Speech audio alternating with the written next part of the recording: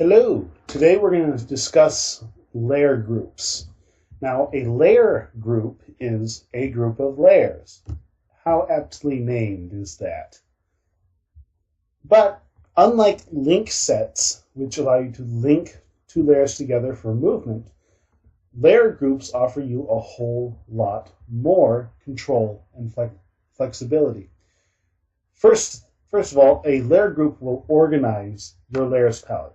If you have 15 layers and you put 5 of them inside of a layer group, you just shrunk the entire list of layers down to 11. Because from 5 to 1 is 4 down. So 11 layers that you have to search through from there. It really organizes everything. It allows you to say, okay, this is part of this portion of the image. Let's look at that. It's very easy, very nice to have. Now, it also allows you to set layer properties for the whole group.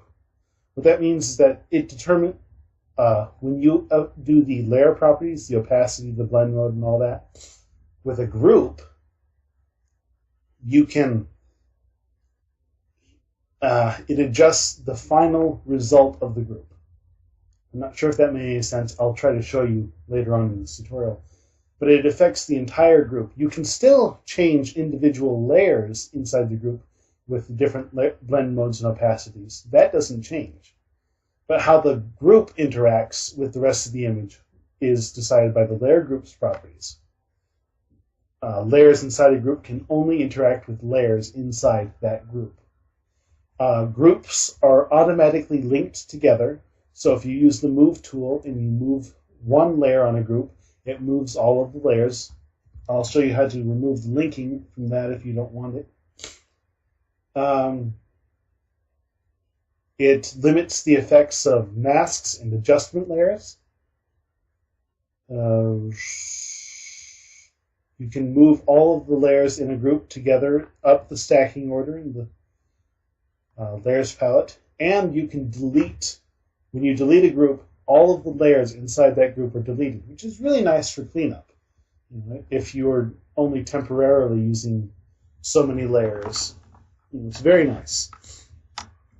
Now, there are 2 ways to create, I'm sure there are 3 ways to create a layer group, but the 2 main ways from the layers palette is to right-click on the layer that you want to start the layer group with, and select New Layer Group.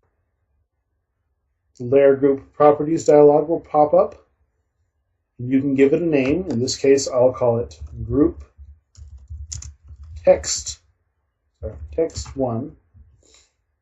Hit OK. Now, Start Group 1 is now inside the group Text 1. Now, you can move any layer inside of this layer group. It doesn't matter what type of layer it is. For example, I have group 1.2 right here. I want to move this into our group text 1. And I can do that in a number of ways. I can just drag it down inside and then rearrange the order of the group itself. Or, I'll undo that. If it's right next to a layer group, I can right-click, hit Arrange, and go Move into Group, which will move it into the next nearest group that's available. If there's a layer between it and the group, it won't move it into the group. It has to be right on top or right underneath the layer group in order to move inside there.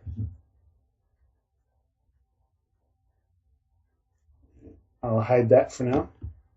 Which is, it's also something very nice, is that this little thing, you can collapse or expand the group so you can hide all of those.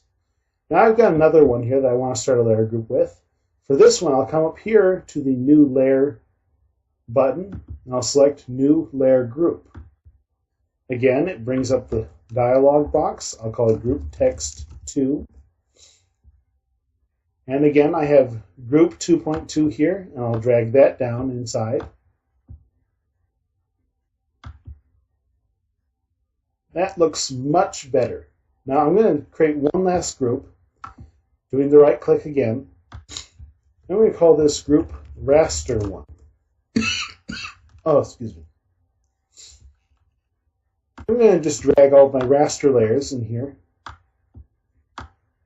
Organize those properly. Now, if you remember, the groups, all the layers together, went like right down here somewhere. Now they're right up here. They're very small. You can expand them and look at them only when you want to. You can also adjust their opacity and blend modes together. Again, that affects it for the whole group. You can still do individual layer information by selecting the layer.